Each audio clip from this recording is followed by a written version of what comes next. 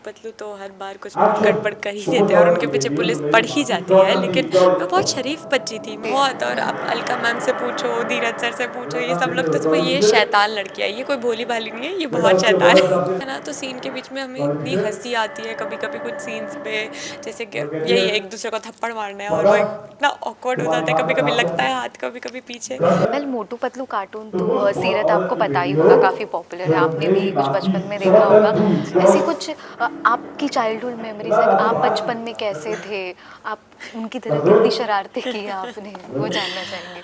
मतलब हाँ, मोटू पतलू तो हर बार कुछ ना कुछ गड़बड़ कर ही देते हैं और उनके पीछे पुलिस पड़ ही जाती है। लेकिन मैं बहुत शरीफ बच्ची थी, मैं बहुत ही मतलब टीचर्स की फेवरेट। मम्मी पापा ने कभी आज तक इसे डांटा या मारा नहीं है, बिकॉज मैं पढ़ाई में भी ठीक ही थी और मेरे मम्मी पापा ने कभी ऐसे प्रेशराइज किया ही नहीं किसी चीज़ के लिए। तो मैं बहुत ही आज्ञाकारी बच्ची थी, अगर नहीं भी मानती थी तो समझा लेते थे, समझा बुझा के ठीक है समझ जाए। बहुत शरीफ थी उस हिसाब से। अब नहीं हूँ, अब शरारती हो गई। अब उल्टा हो गया, अब क्या शरारत करती है, सेट पर किसी को परेशान करती है। बहुत, और आप अलका मैम से पूछो, धीरज सर से पूछो, ये सब लोग तो तुम्हें ये शैतान लड़की है, ये कोई भोली भाली नहीं है, ये बहुत शैतान है।